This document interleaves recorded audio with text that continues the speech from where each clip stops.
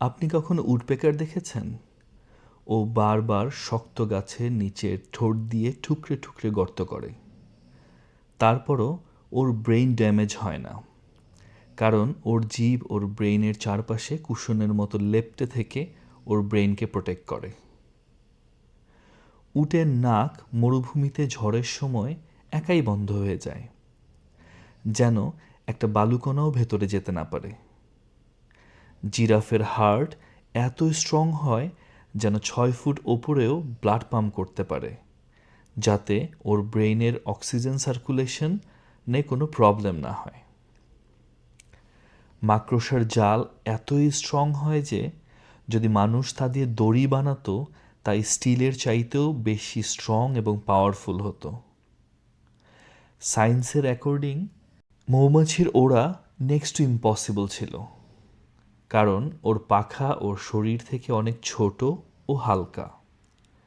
কিন্তু তবুও মৌমাছি দিব্যি উড়ে বেড়াচ্ছে, কারণ মহান আল্লাহ তাআলার ইচ্ছায়। এই সব কিছুর এত প্রিসাইজ ডিজাইন, এটা হলো আল্লাহর পরিকল্পনা ও আল্লাহর ডিজাইন, যিনি সব কিছুকে খুবই যত্ন করে পারফেক্টলি এবং ইন্টেনশনালি বানিয়েছেন। সব কিছুর পেছনে কারণও আছে এবং লক্ষ্যও আছে। আর আপনি আপনাকে উইক মনে করছেন, বেকার মনে করছেন, মনে হয় আপনি ভুলে গেছেন আপনিও সেই মহান আল্লাহ তাআলারই সৃষ্টি, যিনি ছোট্ট একটা জীবনকে প্রোটেক্ট করতে এত সিস্টেম বানিয়েছেন।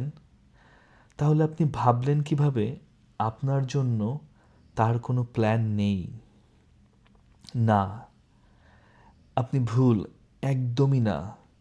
আপনি কোনো অ্যাক্সিডেন্টের পার্ট না, আপনি একটা মহা পরিকল্পনার অংশ। আপনার এই যে আজকের মন ভাঙা, এটা এই প্ল্যানেরই একটা অংশ। আপনার জীবন থেমে যাওয়া আপনার জীবনকে অন্য কোনো ডিরেকশনে ঘোরানোর জন্য হতে পারে। আপনার ডিলে আপনার ডিস্ট্র্যাকশন না, এটা আপনার প্রিপারেশনের একটা অংশ হতে পারে। So my dear friends, always trust that Allah has a better plan for us.